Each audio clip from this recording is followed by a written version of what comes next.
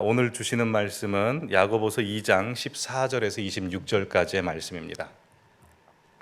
야고보서 2장 14절에서 마지막 절 26절까지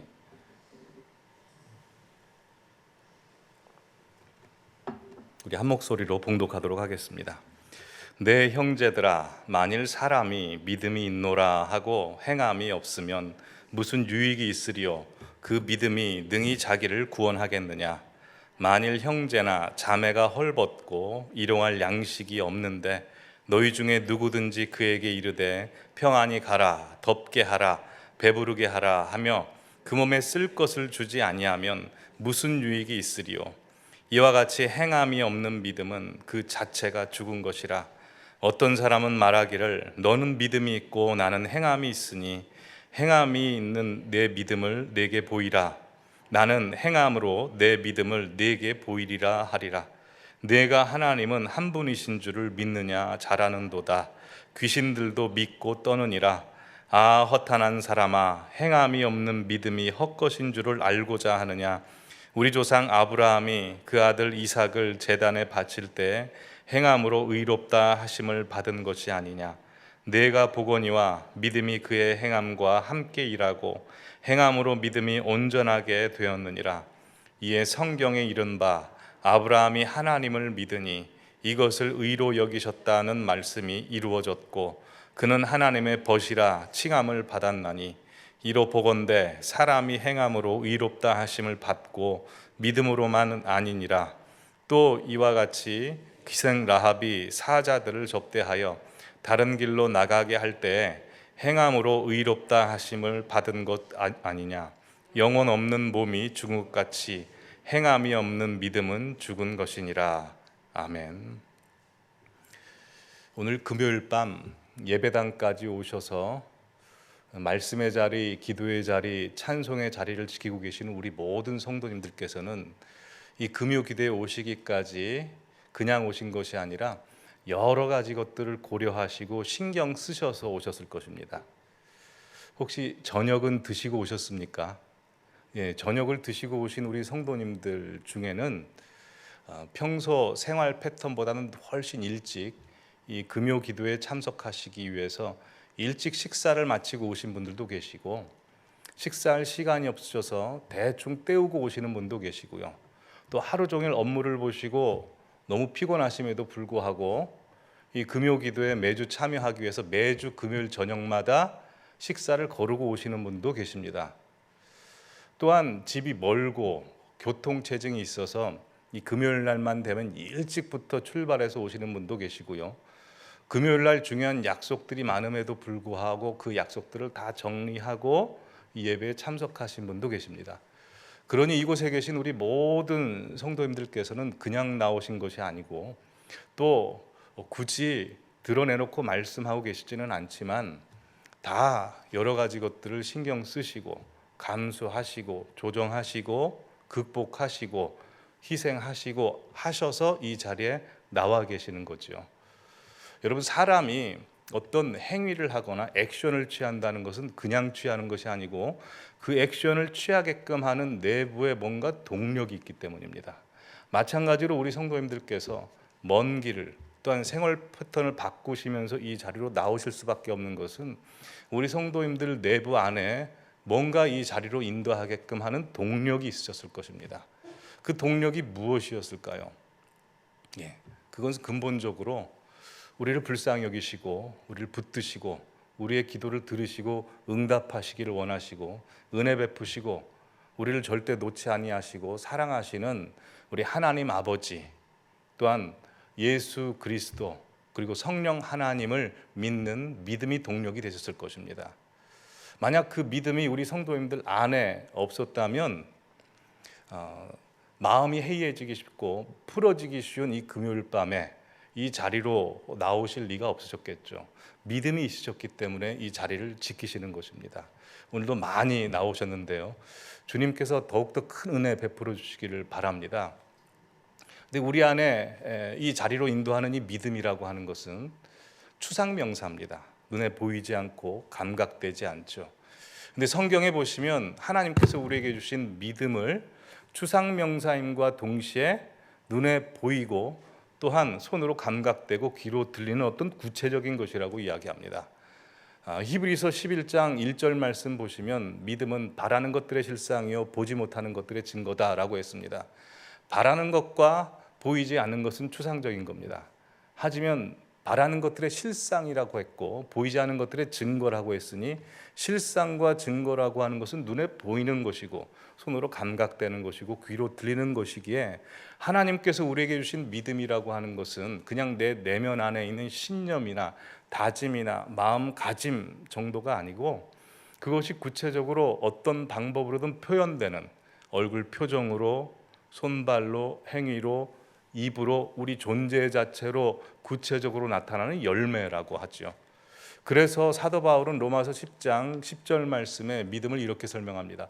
사람이 마음으로 믿어 의에 이르고 에서 그냥 그치는 것이 아니라 사람이 마음에 믿음이 있으면 그 믿음은 입으로나 행함으로 표현되어 구원에 이른다라고 말씀합니다. 그러게 우리 성도님들 안에 하나님께서 예수 그리스도를 믿는 믿음을 주셨고 그 믿음이 이 자리로 인도하셨고 또한 그 믿음으로 말미암아 오늘 기도를 하시고 찬양을 하시고 또한 남몰래 수고도 하시고 선행을 베푸시기도 하시는 것입니다. 그러기에 우리의 믿음이라고 하는 것은 우리의 속마음과 우리의 입의 고백과 우리의 행함이 일치되는 것이 하나님께서 우리에게 주신 원숙한 믿음이요 건강한 믿음입니다.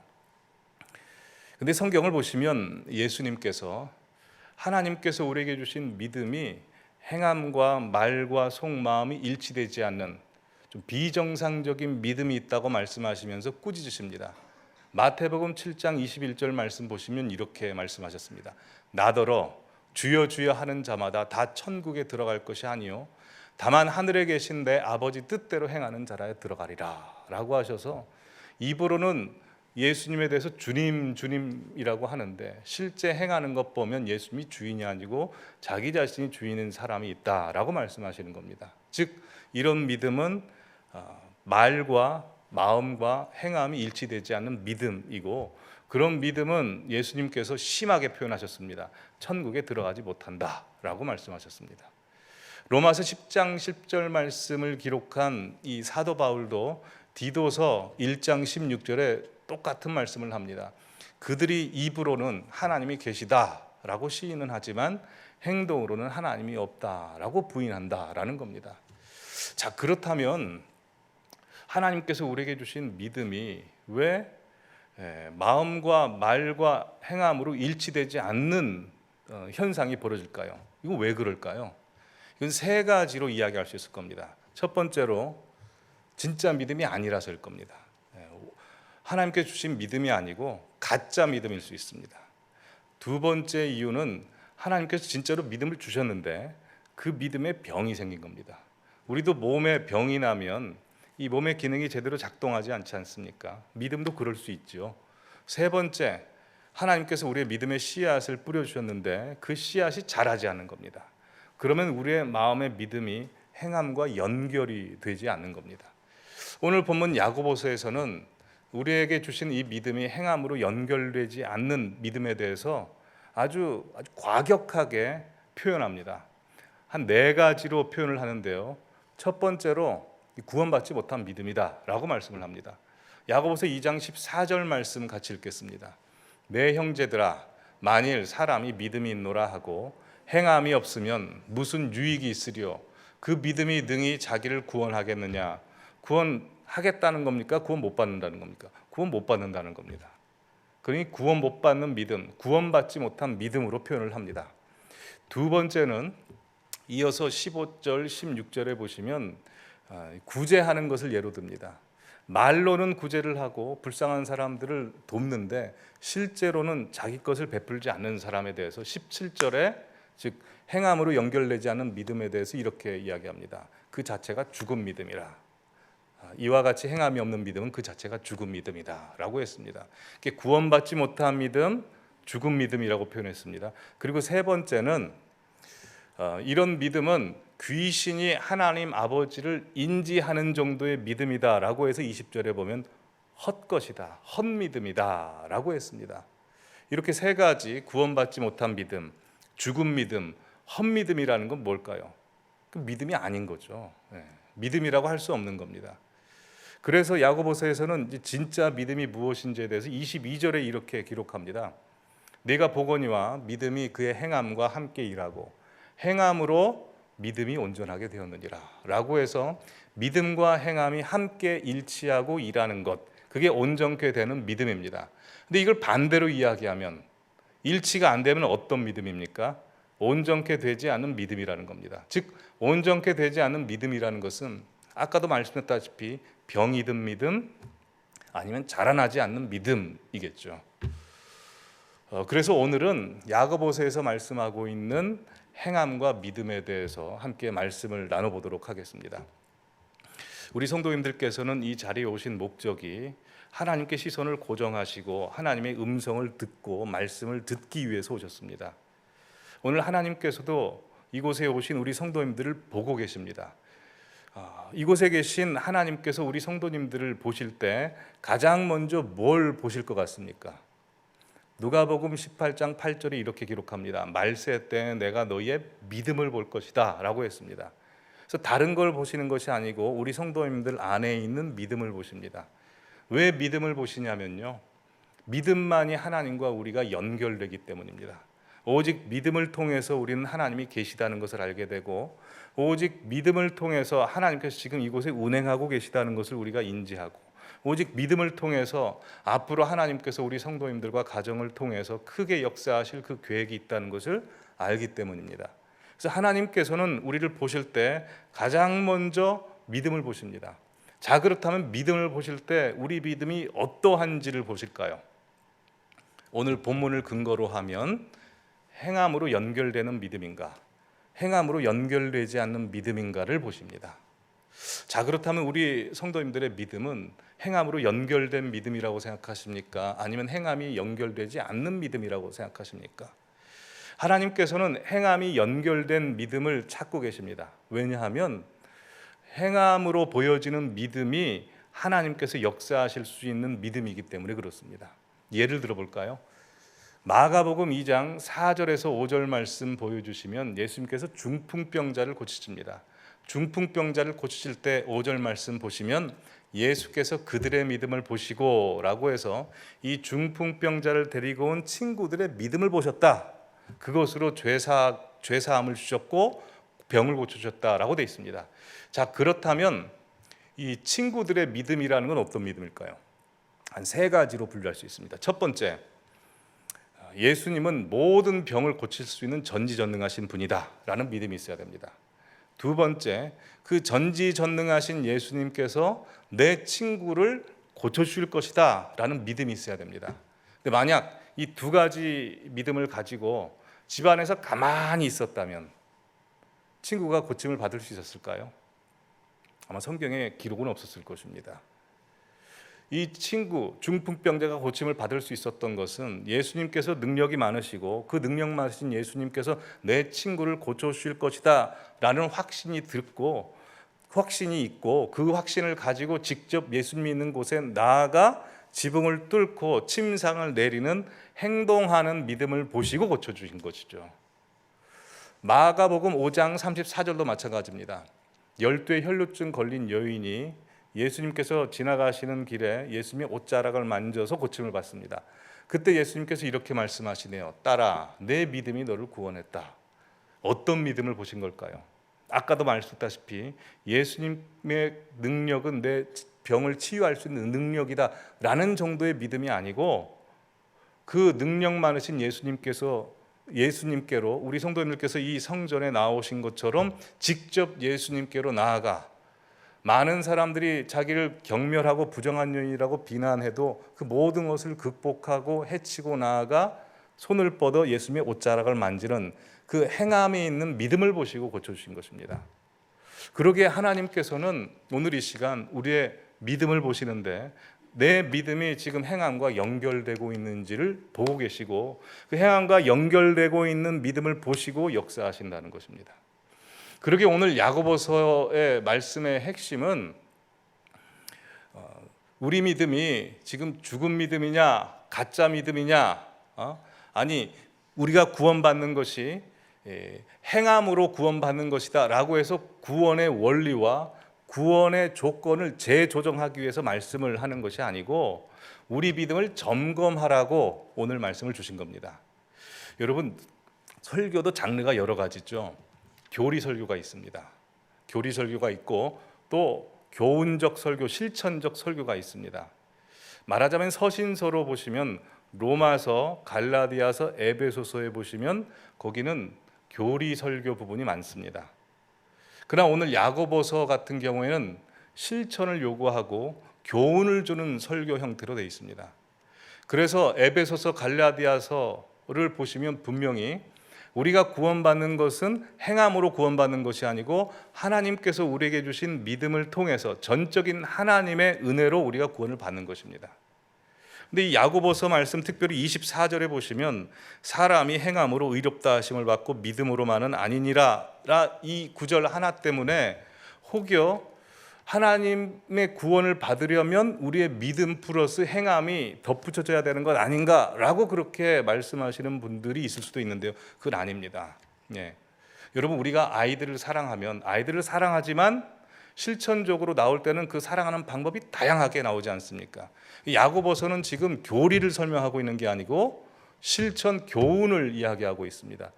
야고보가 이야기하는 구원의 방법, 구원의 원리, 바울이 이야기하는 구원의 원리는 똑같은 겁니다. 그러게 이 말씀을 통해서 야고보가 우리에게 주고자 하는 말씀은 내 믿음은 지금 살아있는 믿음이냐, 죽어있는 믿음이냐, 행동으로 연결하고 있는 믿음이냐, 행동으로 연결되지 않은 믿음이냐라고 우리에게 촉구하고 있고 점검하라고 하고 있습니다. 말하자면 당신은 진짜입니까? 가짜입니까? 라는 질문을 하고 있습니다. 제가 신대원에 들어갔던 2000년대 초반에는 유독 그 당시 목사님들께서는 교회에서 설교하실 때 우리 성도님들을 향해서 도전적인 질문을 많이 하셨습니다. 혹시 이런 질문 들어보신 적 있으신지 모르겠습니다. 당신은 진짜 크리스천입니까? 아니면 그냥 크리스천입니까? 당신은 진짜 목사입니까? 아니면 가짜 목사입니까? 당신은 진짜 성도입니까? 가짜 성도입니까? 한국교회가 왜 무너지고 다음 세대가 왜 무너지고 세상 사람들로부터 왜 기독교가 지탄을 받습니까?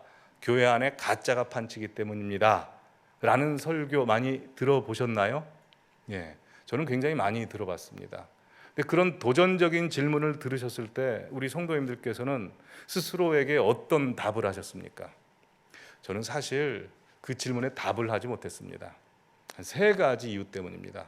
이 3가지 이유를 말씀드릴 때 우리 성도님들의 이야기로 한번 들어주시기 바랍니다. 첫 번째 이유는 제 마음의 순수함이 그렇게 오래 가지 못하는 겁니다.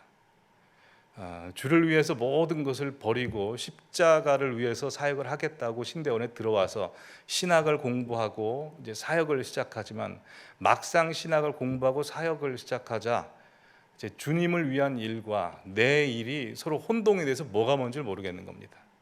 말하자면 예수님 안 믿는 사람이 자기의 성공을 위해서 열심히 준비하는 것과 제가 이 기독교라는 테두리 안에서 하나님의 일을 하겠다고 이야기를 하면서 준비하는 신학과 이 사역이 이게 하나님의 일인지 내 일인지 구분이 잘 안 되고 좀 섞여 있는 것 같은 겁니다. 그리고 나중에는 그냥 내 일만 딱 남게 되는 겁니다. 근데 그거를 저뿐만 아니라 하나님 정확히 아시고 사단도 알지 않습니까? 그러니 이 마음에서부터 내가 진짠가 가짠가 라고 질문을 하면 내가 가짠 것 같다라는 스스로의 답이 있었습니다. 그 두 번째 이유는 제 입은 날로 성장합니다. 날로 유창하게 말을 하기 시작하고 말로는 다 합니다. 근데 기질이 변하지 않는 겁니다. 그러니까 아무리 은혜를 받고 아무리 말씀을 읽어도 결국 제 기질이 이기지 말씀과 은혜가 저를 이기질 못하는 겁니다. 사실 기질이 나쁜 것은 아니지만요, 하나님의 일을 하는데 부정적인 기질이 있습니다. 여러 가지 부정적인 기질이 저에게도 있는데 가장 대표적인 한 가지가 이 편한 겁니다. 편한 걸 너무나 좋아합니다. 옛날에 이런 광고가 있었습니다. 아무 일도 하기 싫다. 이미 아무 일도 하고 있지 않지만 더 격렬하게 아무 일도 하기 싫다. 이 광고 카피를 보면서 제가 은혜를 받았습니다. 이거 완전 내 이야기다라고. 제가 사실은 지금은 그렇지 않지만 일을 조금 빨리 하는 편입니다. 일을 빨리 하는 것은 일을 좋아해서가 아니고요, 격렬하게 아무 일도 하고 싶지 않아서 일을 빨리 하는 성향이 있습니다.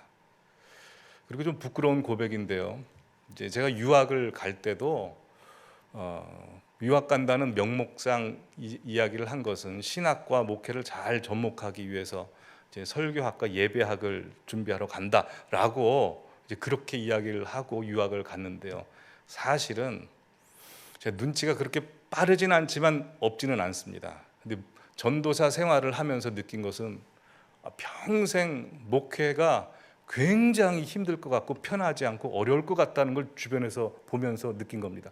딱 보니까 가기 이게 쉽지 않을 것 같은 겁니다. 인생 굉장히 꼬일 것 같은 겁니다. 그래서 유학을 왜 갔냐면요, 교수 되려고 왔습니다. 신학교 교수 되면 후학을 양성하고 그런 게 아니고 교회 목회하면서 힘들고 어려운 거 전혀 겪지 않아도 되지 않습니까? 편하게 할 것 같아서 그래서 유학을 갔습니다. 근데 하나님께서 그렇게 봐주시질 않더라고요.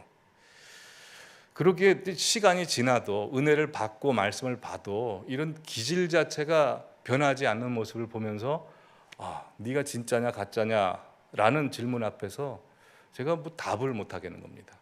성경에 보시면 예수님께서 그리고 12 사도들은요 정말 열심히 일했습니다. 일과 쉼이 구분이 안 돼 있고 자기 모든 것을 갈아 넣어서 주님 앞에 다 바쳤는데, 저는 조금만 일하고 나면 제 나름대로 일했으니 좀 쉬고 싶다라는 게 보상 심리처럼 드러납니다. 모태신앙이고 30년 전부터 성령의 은혜를 받아왔는데도 기질이 잘 변화되지 않은 겁니다. 근데 요즘은 조금씩 변화되는 것 같습니다. 세 번째 이유, 과거의 불순종에 대한 기억이 축적돼서 그렇습니다. 여러분, 우리가 인생을 살면서 하나님의 뜻과 내가 원하는 것이 정말 대치하고 갈등을 일으킬 때가 있습니다. 명확하게. 그때는 대부분 하나님의 뜻은 내가 하기 싫은 겁니다. 저도 그럴 때가 몇 번 있었습니다. 근데 그때 하나님의 뜻이 무엇인지 정확하게 알면서도 제가 원하는 걸 선택을 몇 번 했습니다. 여러분, 그 불순종의 기억 갖고 계신 분 있지 않습니까? 불순종 해보신 분들은 아시겠는데요, 불순종도 계획을 갖고 하잖아요. 길이 열리고 문이 열립니다. 그 요나가 하나님의 낯을 피해서 다시스로 가기 위해 요빠 항구에 가지 않습니까? 가자마자 배가 있었습니다. 불순종도 길이 열립니다. 그래서 이제 불순종해서 결과가 좋으면 역시 하나님은 나한테 안 되시는구나. 이 불순종도 할만하다라는 생각이 저도 모르게 듭니다. 혹시 그런 생각 갖고 계시는 분이 계시다면 절대 그런 생각 가지시면 안 됩니다. 나중에 크게 혼납니다. 그래서 너는 진짜냐 가짜냐라는 질문 앞에 서면 제 마음으로도 입술로도 그리고 저의 행함으로도 떳떳하지 못하는 겁니다. 솔직히 가짜 쪽에 가까운 겁니다. 우리 성도님들은 어떠십니까? 진짜이십니까? 가짜이십니까? 마음과 입과 행함으로 보실 때 어떠십니까? 근데 사실 당신은 진짜입니까? 가짜입니까? 라는 질문의 초점을 달리 두면 답이 달라집니다. 당신은 진짜입니까? 가짜입니까?를 내 입술과 마음과 내 행함을 보면 거의 대부분 떳떳하게 나는 진짜입니다 라고 말씀하실 수 있는 분은 거의 안 계실 것입니다. 박경수 목사님께서도 말씀하셨다시피 하나님은 하나님 이상으로 일하시지만 인간은 인간의 이상으로 할 수가 없는 존재 아닙니까? 그러니 자기 자신을 돌아보는 사람은 떳떳하지 못하는 겁니다. 혹여 나는 진짜다라고 말씀하실 수 있는 분도 계십니다. 두 부류입니다. 진짜 훌륭하신 분 계십니다. 그리고 두 번째, 자기 객관화가 안 돼서 그냥 자기가 그렇게 생각하고 있어서 옆에서 볼 때 좀 재수 없는 분들, 그런 분들이 스스로 그렇게 생각할 수 있습니다. 근데 당신은 진짜입니까? 가짜입니까? 라는 질문의 초점을 하나님께 질문을 해보십시오. 하나님, 나 진짜일까요? 가짜일까요? 라고 질문해 보면 답이 달라집니다. 하나님께서는 하나님의 열심과 하나님의 사랑으로 가짜인 나를 진짜로 만들어 버리시는 분이시기 때문에 아무리 부족하고 연약하고 모자라도 부족한 우리를 진짜로 만들어 준 분입니다. 그래서 하나님 안에서는 우리가 진짜입니다. 그러기에 당시 목사님들께서 당신은 진짜입니까? 가짜입니까? 라고 도전적인 질문을 하신 것은 당신 가짜입니다 라는 것을 이야기하기 위한 것이 아니고, 당신은 하나님께서 사랑하시고 소중히 여기셔서 믿음을 주셨습니다. 그 믿음은 진짜 믿음입니다. 그러니 그 믿음이 행함으로 작동될 수 있도록 하나님 앞에 순종하며 사십시오 라고 하는 것입니다. 오늘 본문의 야고보서 말씀도 그렇습니다. 여러분, 야고보서의 수신자가 누굽니까? 흩어진 12지파 디아스포라인데 유대인입니다. 유대인들은 이방인들보다 행함을 강조합니다. 근데 그 행함을 강조하는 유대인들에게 행함이 없는 믿음을 이야기하고 있습니다. 이걸 무슨 이야기일까요? 예. 행함을 강조하는 유대인조차도 자신이 믿는 대로 행하지 못하기 때문에 그렇습니다. 행함과 연결될 수 있는 인생은 아무도 없기 때문입니다. 그래서 오히려 행함 없는 믿음, 행함과 연결된 믿음을 촉구함으로 말미암아 당신에게 준 믿음은 진짜입니다. 그러니 하나님의 이끄심을 받아 당신의 입과 속마음과 행함이 온전히 주님을 고백하는 참 신앙이 되십시오 라고 촉구하기 위해서 오늘 말씀을 적고 있는 것입니다. 구원을 받느냐 못 받느냐를 이야기하기 위한 말씀이 아닙니다. 그래서 오늘 말씀 보시면 진정한 의에 이르는 믿음, 온전한 믿음을 이룬 두 사람을 설명합니다. 두 사람은 바로 아브라함과 기생 라합입니다. 네, 아브라함은 그가 아들 이삭을 바친 사건을 오늘 본문에서는 행함과 연결된 온전한 믿음으로 설명을 합니다. 그러나 다들 아시다시피 여러분, 아브라함이 처음부터 행함과 연결되던 믿음이었습니까? 그렇지 않죠. 창세기 12장에 보시면 하나님께서 아브라함에게 너는 본토 친척 아비집을 떠나 내가 내게 지시할 땅으로 가라 라고 말씀하셔서 아브라함 그 말씀 믿고 가나안 땅에 갑니다. 하지만 기근이 있자 아브라함은 견디지 못하고 애굽으로 피신을 갑니다. 애굽으로 피신 가서 그는 자기의 아내 사라를 누이라고 은근히 속입니다. 그럼 블레셋 왕 앞에서도 은근히 속이죠. 뿐만 아니라 창세기 15장 16장 보시면 하나님께서 너의 자손을 하늘의 별처럼 바다의 모래처럼 만들어주겠다 라고 말씀하셨음에도 불구하고 아브라함은 견디지 못하고 하갈과 동침하여 이스마엘을 낳습니다. 이스마엘은 사람이 만들어낸 결과의 상징입니다. 그러기에 아브라함은 그때까지만 해도 행동과 연결되지 않은 믿음이었습니다. 그러나 다들 아시다시피 창세기에 보시면 아브라함은 하나님께서 그에게 시험하신 아들 이삭을 온전히 바칩니다. 그것도 3일 길을 갑니다. 하나님께서 그냥 단순간의 시험이 아니고 한번 생각을 얼마나 하나, 생각하고 인내를 얼마나 하냐를 보시기 위해서 그 시험을 주십니다. 그 시험을 다 통과하고 실제로 정말 하나님 앞에 바치려고 칼을 들었을 때 하나님께서 인정하시는 행함으로 보여주는 믿음이라는 것입니다. 그렇게 아브라함을 예로 든 것은 아브라함 이 한 사람도 행함으로 연결된 믿음을 스스로 만들어낸 것이 아니고 하나님께서 만들어내셨듯이 저와 우리 성도님들의 믿음도 온전하게 되는 행함으로 연결된 믿음을 주님께서 시간을 통해서 만들어 주신다는 겁니다. 이건 우리가 다 이해하고 있는 겁니다. 지금 그런 삶을 살고 계십니다. 근데 또 한 사람 예를 든데 기생 라합입니다. 이건 좀 이해가 안 됩니다. 기생 라합보다는 다윗이나 다니엘이나 엘리야나 여호수아나 모세나 이런 사람이 어울리지 않습니까? 기생 라합은 좀 생뚱맞습니다. 기생 라합은 아브라함과 볼 때 극과 극입니다. 일단 이방인입니다. 그리고 여자고요. 기생이라고 되어 있는데 영어 성경 보시면 매춘부입니다. 그리고 그가 그 믿음 있는 사람, 행동하는 믿음으로 이제 추앙받게 되는 이유에 대해서도 아브라함처럼 시간을 오래 끈 것이 아니고요. 단 한순간에 용기와 담대함을 가지고 두 정탐꾼을 숨겨줬기 때문입니다. 그리고 숨겨준 방법도요. 여리고 사람이 와서 잡아가려고 했을 때 거짓말해서 그들을 무사히 여호수아에게 보내줍니다. 그걸 믿음 있는 행위라고 합니다. 즉 자신의 목숨 바쳐 모든 걸 걸고 거짓말한 것을 오늘 성경에서는 믿음 있는 행위다, 행위로 보여주는 믿음이다라고 이야기를 하는 것입니다. 여러분, 왜 야고보 사도는 아브라함과 기생 라합을 온전한 믿음, 행함과 연결되는 믿음 있는 사람으로 예를 들었을까요? 우리 모든 사람은 아브라함과 이 기생 라합의 어느 지점에 있는 사람들이기 때문입니다. 즉 이 말씀은 우리 성도님들 가운데 오래전에 예수님 믿으신 분도 계시고요, 지금 막 믿으신 분도 계시고요, 성경 지식이 출중하신 분도 계시고요, 성경 지식이 미천하신 분도 계시고요, 또 목사님들도 계시고 아무런 직분도 갖지 않는 분도 계십니다. 하나님께서 이 시간 우리를 보시고 인정하시고 기뻐하시는 것은 오래 믿었냐 오래 믿지 않았느냐가 아니고 행함으로 연결되는 믿음을 갖고 있는가, 그 순종을 보고 있다라고 하는 것입니다. 그러게 하나님께서 인정하시는 믿음은 지금 내가 어떤 믿음을 갖고 있느냐를 보시겠다는 것입니다. 여러분, 그러기에 우리의 신앙이라고 하는 것, 나의 신앙이라고 하는 것은 내가 은혜 받은 자리까지가 내 신앙이 아닙니다. 내가 말한 자리까지가 내 신앙이 아니고 내가 걸어간 자리까지가 내 신앙입니다. 즉 내가 순종한 자리까지가 내 신앙입니다.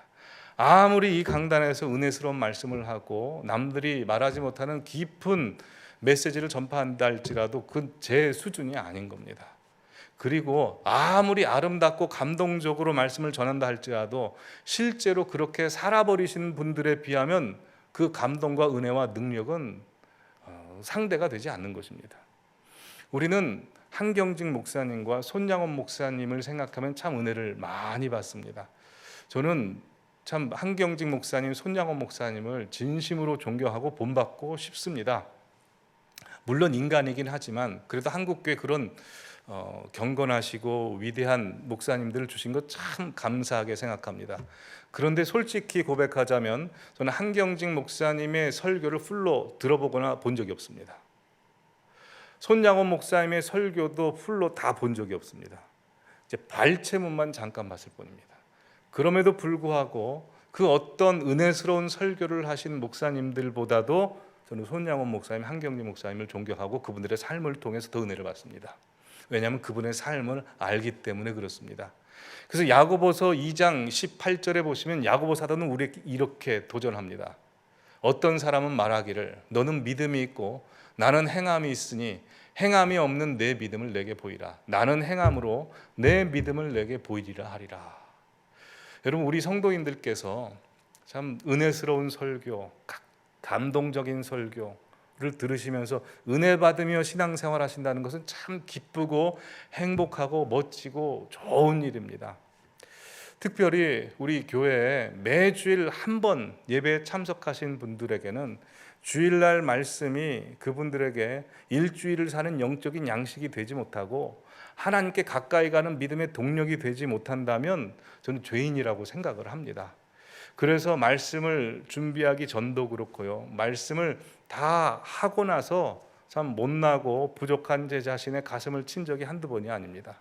그러기에 우리 성도님들께서 은혜를 많이 받으시고 감동받으시고 그렇게 신앙생활 하시는 것은 저뿐만 아니라 우리 성도님들에게도 큰 영광이고 기쁨이고 참 좋은 일입니다.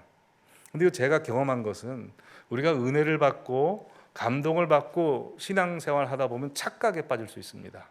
어떤 착각이냐면요, 내가 은혜를 받으면 내가 괜찮은 신앙인처럼 느껴집니다. 그렇더라고요. 깊은 말씀을 듣고 깨달으면 내가 정말 깊은 신앙인 것처럼 느껴집니다. 하나님께서는 내가 은혜 받은 것 가지고 평가하지 않습니다. 하나님은 내가 순종한 자리까지, 하나님께서 말씀하신 것까지 내가 했느냐를 보고 나를 평가하신다는 겁니다. 그러기에 우리의 믿음은 행함으로 연결이 돼야 됩니다. 근데 행함으로 연결되려면 어떻게 해야 될까요? 하나님께서 행함으로 연결이 되라고 은혜를 주시는 겁니다. 그래서 베드로전서 2장 2절 말씀에 보면 이렇게 되어 있습니다. 가난아기들 같이 순전하고 신령한 젖을 사모하라. 왜요? 사모하면 이는 그로 말미암아 너희로 구원에 이르도록 자라게 하려 함이라. 이 구원은 행함으로 연결되는 온전한 믿음을 이야기합니다. 즉 행함으로 연결되는 온전한 믿음은 우리 능력으로 되지 않습니다. 신령한 젖을 사모해야 됩니다. 오늘 우리 성도님께서 이 자리에 나오셔서 은혜를 사모하러 나오신 것처럼 하나님, 나 하나님 은혜 받지 못하면 나 죽습니다. 하나님 은혜 받아야 하나님 원하시는 모습대로, 기뻐하시는 모습대로 순종하며 살 수 있습니다. 그러니 이 시간 은혜를 허락하여 주십시오 라고 간절히 주님을 붙잡는, 은혜를 사모하는 분들이 되시기를 바랍니다. 참 행함으로 연결되는 우리 성도님들의 믿음의 일들을 들어보면 참 행복합니다. 오늘 예배 참석하기 전에 우리 강묘연 권사님께 전화를 드렸습니다. 강묘연 권사님이 수술 받으신 이후로 계속 교회를 못 나오고 계시지 않습니까? 전화를 드렸더니 참 기뻐하시더라고요. 그러면서 하시는 말씀이, 어떤 성도님도 우리 권사님 걱정하셔서 직접 왔다 가시고요. 또 어떤 권사님께서도 전화를 주셨는데 그 전화 때문에 본인이 너무나 은혜를 받고 또 권사님께서 위로를 받으셨다는 겁니다. 참 그런 모습 보면서 참 은혜를 받았습니다.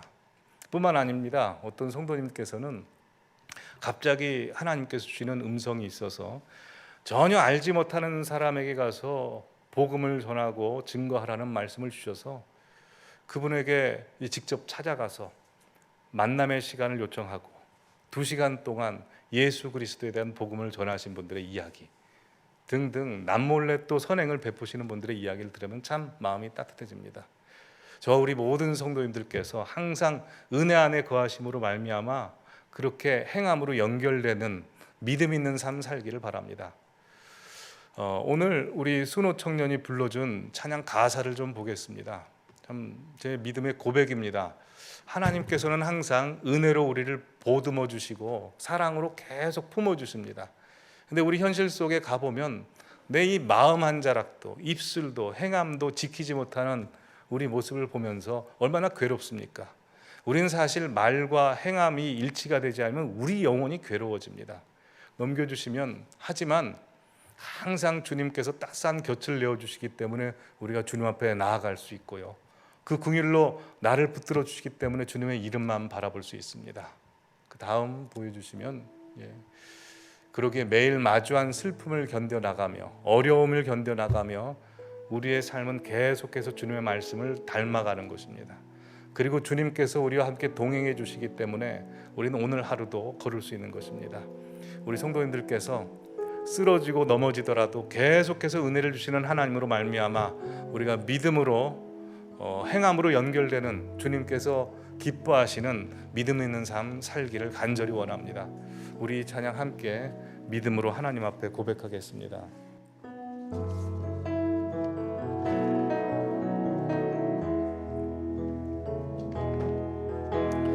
은혜로 날 보듬으시고 사랑으로 품어주셔도 내 마음 한 자락도 지키지 못하는 이 모습 부끄럽습니다. 따스한 곁을 내어주신 주님 앞에 나아갑니다. 표현 못할 긍휼로 나를 붙드시는 주 이름만 바라봅니다. 매일 마주한 슬픔을 매일 마주한 슬픔을 견뎌나가며 주 예수의 마음을 닮아가네. 두려운 걸음마다 주가 동행하니 주지하며 오늘을 걷네. 신실한 소망, 주의 신실한 소망을 깊이 담으며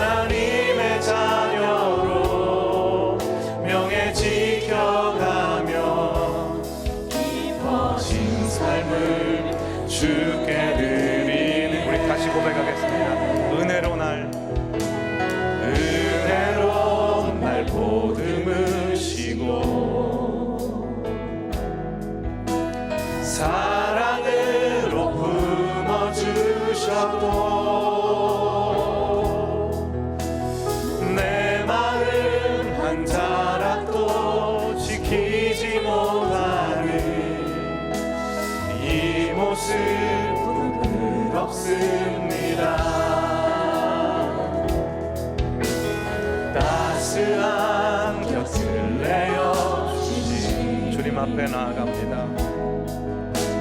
주님 앞에 나아갑니다. 표현 못할 긍휼로 나를 붙드시는 주 이름만 바라봅니다. 아멘.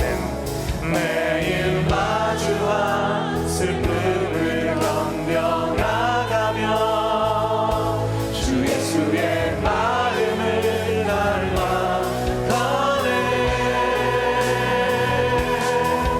두려운 걸음마다 주가 동행하며 주를 지하며 오늘을 걷네. 주의 신실한 소망을 깊이 담으며 주 예수의 풍요를 채워가네. 하나님의 자녀로 명예 지켜가며 깊어진 삶을 다시 한번 매일 마주한 슬픔을 견뎌나가며 매일 마주한 슬픔을 견뎌 나가며 주 예수의 마음을 닮아가네. 두려운 걸음마다 주가 동행하니 주를 지나며 오늘을 걷네. 주의 신실한 소망을 깊이 담으며 주 예수의 풍요를 채워가네. 하나님의 자녀로 명예 지켜가며 깊어진 삶을 주